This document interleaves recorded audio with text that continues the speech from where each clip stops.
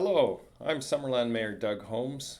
Welcome to the fifth episode of the Mayor's Podcast. Given that wildfire season is upon us, I thought it'd be appropriate this month to talk about emergency management. Around the world, major emergencies and disasters are increasing in frequency and severity. Summerland is certainly not immune. Wildfires, floods, heat domes, landslides, you name it, something unprecedented seems to happen every year. Local government and emergency responders like the fire department and the RCMP have a major role to play in responding to disasters and supporting members of the community through challenging times. Joining me today to talk about our role is Kevin Holder, who is Summerland's Deputy Fire Chief responsible for prevention and emergency management. Kevin, welcome. Mayor Holmes, I'm honored for this invitation to discuss with you the importance of emergency management and how the district and the public can be prepared for all types of emergencies. Now, emergency management is essentially it's how we manage the systems and personnel we need to address extreme climate events, natural disasters, other hazards. The provincial government breaks emergency management down into four pillars: preparedness, response, recovery, and mitigation. Today we'll focus mainly on preparedness and response, which are the two areas where the fire department is directly involved. But briefly, recovery after disaster is often a long and arduous process. We're still recovering from the damage caused by the flooding from the Eneas Creek floods in 2017 and 2018. While the Centennial Trail along Peach Orchard Road finally reopened this past fall, we still need to stabilize the banks and water flows in other parts of the creek. It takes a long time to receive government approvals to do that kind of work in creeks in the water. We're only given short windows during the year to do it. And most of the cleanup costs most of that all money falls on local taxpayers.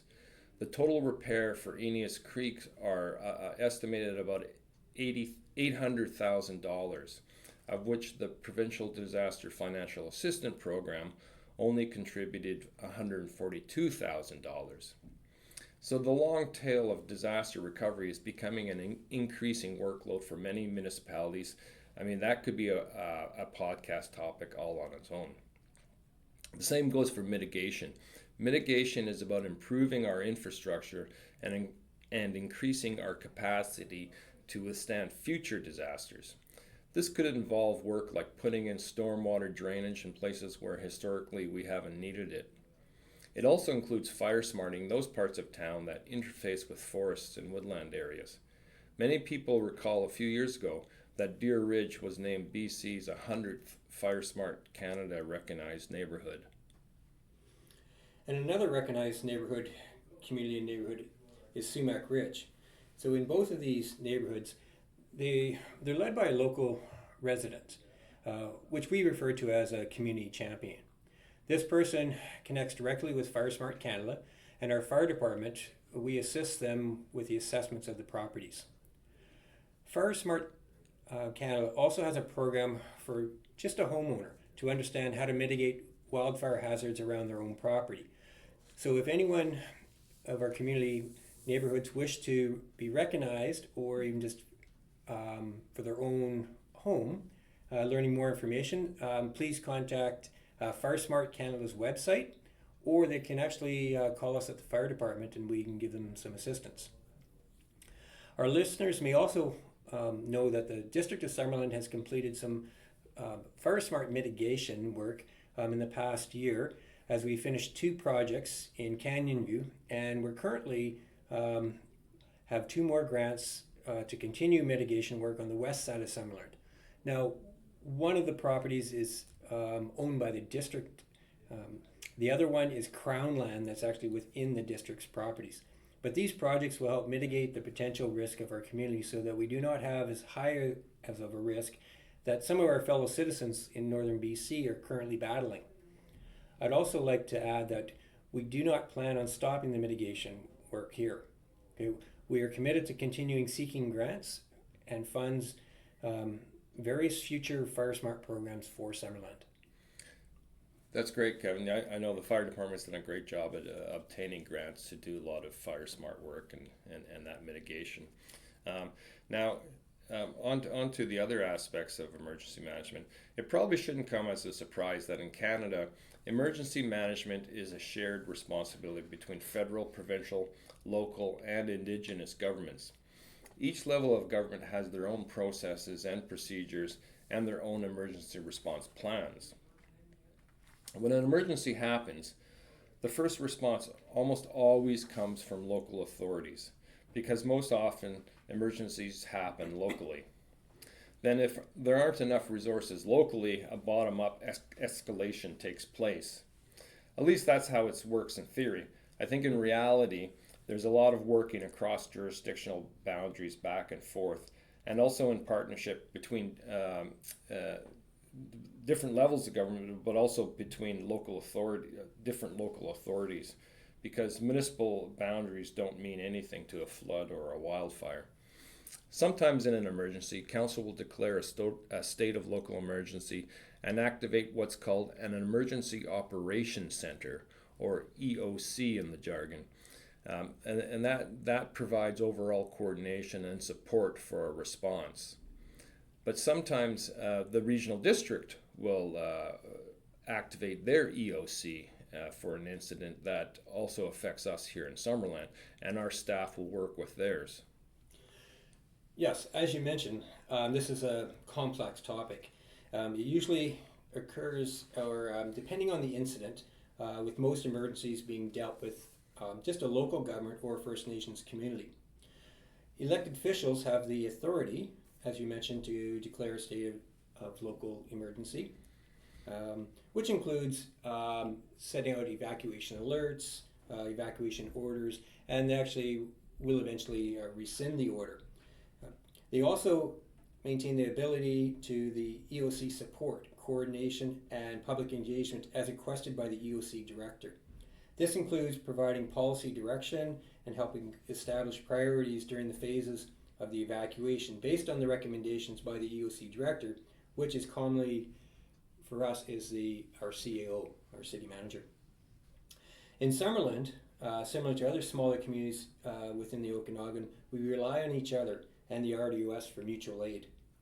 One common assistance we support each other, as you mentioned, is to provide relief personnel within the EOC. Emergencies don't pause at 5 p.m. The EOC commonly operates longer shifts, and it's not uncommon for them to operate 24 hours a day, and that might actually be for weeks and maybe months.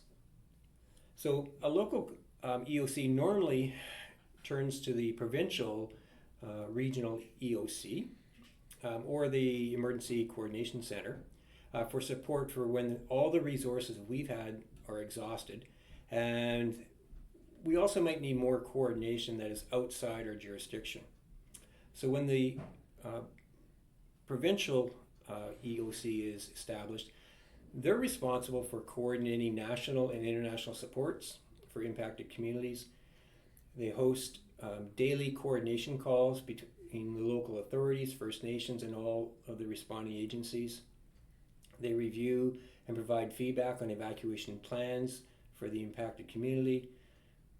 Upon request from local the EOCs, they'll also assist evacuation route planning and re-entry planning, providing assistance in executing evacuations by the way of resource requests, expenditures, authorizations for critical resources. So this could also be some of the bigger ones. Like in some of the communities, they have to actually get airplanes to evacuate people or helicopters. They also provide assistance with communications to evacuees and the general public. They access provincial volunteer resources, so such as search and rescue, ESS support teams, the Provincial Emergency Radio Communications Service, formerly called like ham radio operators, also the PEP Air and road rescues. They also provide connection and coordination between all responding parties, so the Ministries of Agriculture, Family Development, Environment, Forest, Lands, health emergencies, transportation infrastructure, and BC wildfire.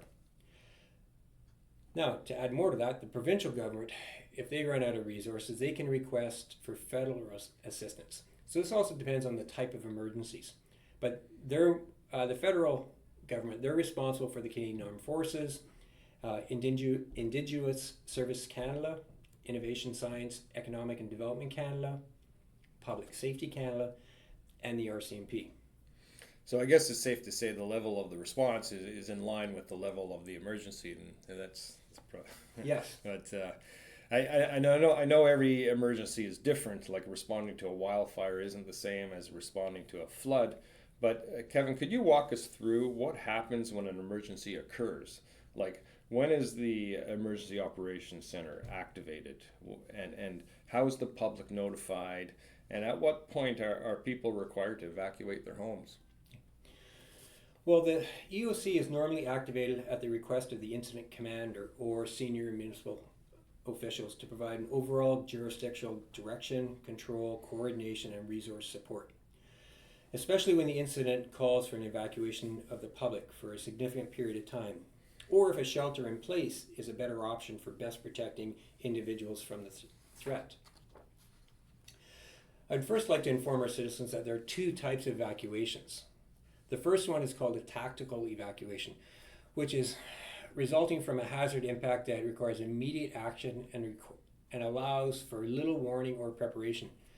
So the hazard incident commander at the scene of the incident can order a tactical evacuation or shelter in place of persons with no formal documentation that we have to provide.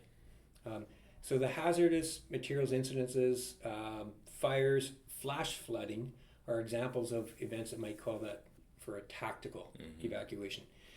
The immediate area, no, it's initially evacuated. It's completed by the first responders, most commonly the RCMP going door to door, or they may actually use their vehicle's external speakers and just drive down the street. The IC will also request our CAO to send an emergency evacuation notification through Voint alerts. Okay. The second type of evacuation notification that is coordinated after EOC is activated is called a strategic evacuation. The incident commander provides information and recommendations to the EOC for when the evacuation alert or order needs to be issued. Now these occur when time for formal documentation is available and typically happen in a two-step process. We usually have time to do an evacuation alert and then the evacuation order may or may not follow later. Ordering residents to evacuate is one of the most difficult decisions a local authority is likely to make. Timing is really important. Ordering an evacuation far too in advance can expose the evacuees to unnecessary hardship and or create a risk of complacency for future evacuations. And then waiting too long may force the community to evacuate under higher risk conditions. Now the time of day is also critical, as is there enough daylight available to support the safe and full evacuation of the population. While making the decision to evacuate the public, the EOC will identify the designated routes and the activation of our ESS plan, which includes the location of where the reception center will be located, which would include the hours of operation. Right, and ESS stands for Emergency Support Services. That is correct. And in like in many communities in Summerland, emergency support services are run by local volunteers. And in fact, the Summerland team received the 2018 Mayor's Award of Excellence in recognition of the support they provided to the evacuees of the 2017 Finley Creek Fire and the 2018 Eneas Mountain Fire. They're an amazing group. They're the very definition, I say, of grace under pressure. They help people affected by large emergencies like floods and wildfires, as well as smaller ones like a house fire. Often they're the first ones to hear your story about how you were evacuated, and they're the people who will connect you to emergency accommodation, food, and other basic essentials. ESS volunteers come from a wide range of backgrounds, but the one thing they have in common is that they want to help people on what is likely the worst day of their life. They want to help them get through that day and provide them a safe place to stay where they can consider their next steps. So when people ask me how they can help with an emergency, I point them to the emergency support services. And of course, during an emergency, people should also help by checking in on their neighbors and relatives, and they should look after themselves. They say emergency preparedness begins at home, which means you should have items on hand in case of an emergency. Although I have to admit, I haven't been very good at doing that myself. And to tell you the truth, I'm not even really sure what the difference is between an emergency kit and a grab-and-go bag. Mayor Holmes, you're once again correct in stating that emergency preparedness begins at home. And that's for everyone, including you and me. By knowing that my family's prepared, I can concentrate my full attention to my duties. Many agencies, including the Government of Canada and the Province of BC, recommend that individuals and families are prepared to be self-sufficient for at least 72 hours, even possibly up to 7 days. An emergency kit the list can be found on our District of Summerland's Fire Department webpage under Emergency Preparedness. Now, most of the items you may already have in your home. We're just asking everyone to have them organized and easy to find. Now, some of the basics include water. Now, we're looking for, you want to have about 4 liters per person per day.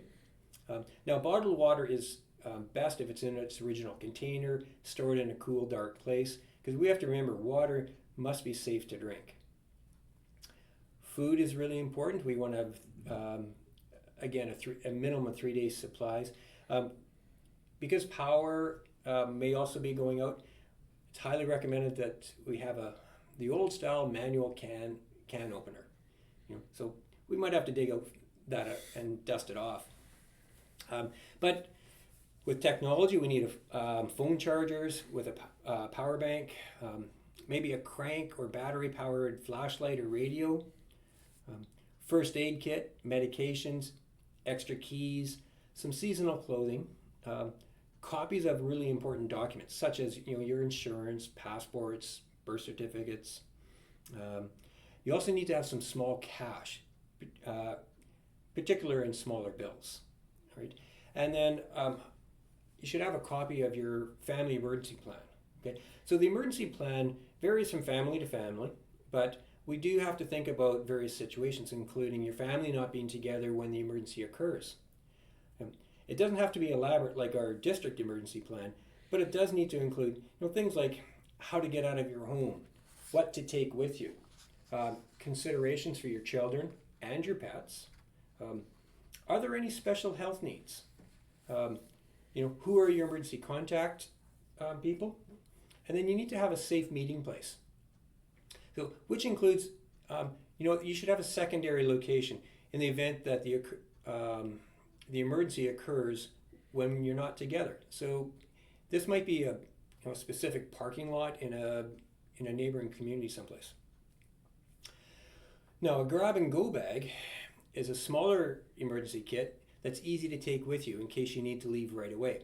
Now, some of the items that I've mentioned that are in the home emergency kit, they're the same, but every person needs to have their own custom kit. So even your children, okay, making sure that they've got clothing would be sized for them.